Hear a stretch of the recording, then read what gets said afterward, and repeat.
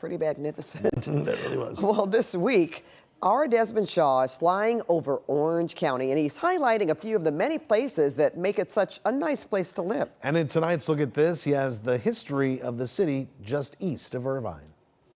We'll take a look at the city in the Saddleback Valley. This is Lake Forest. It's one of Orange County's youngest cities, but it is also one of its very first planned communities.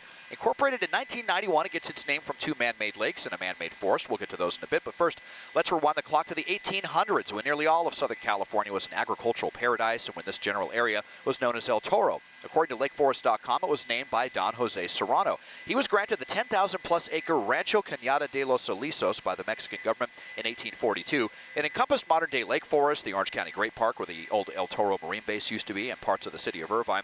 Serrano's principal family business was cattle, and El Toro comes from the bulls that used to roam the huge ranch. Sadly, after some severe droughts in the 1860s, the Serranos first had to subdivide and sell off parts of their ranch, and eventually they lost all of it to foreclosure. The Jose Serrano adobe still exists here, though, inside Heritage Hill Historic Park. Built in 1863, it's one of the oldest buildings remaining in Orange County. It'll probably get its own look someday. In 1884, most of the old ranch was bought by a Boston man named Dwight Whiting.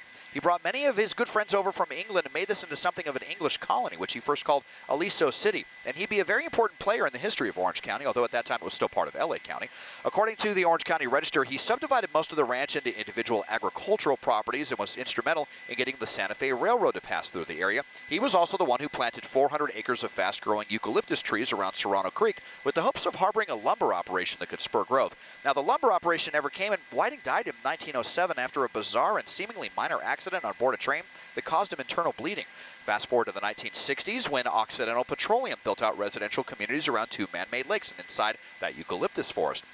According to the LA Times, when the community decided to become its own city, it was pretty controversial to change its name from El Toro to Lake Forest. A lot of longtime residents hated the change, but Lake Forest was thought to be a more modern and more desirable name by many other residents. Today, Lake Forest is known as one of the safest cities in America and is indeed a very desirable place to live, especially along the edges of the lake or in the fragrant eucalyptus trees. The city's official slogan is "Remember the past, challenge the future," and it was definitely an interesting past to learn about. So thanks to Anil Patel for telling me to check out Lake Forest in Orange County.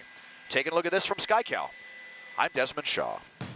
And if you'd like Desmond to take a look at something interesting in your neighborhood, just write us at lookatthis@cbs.com.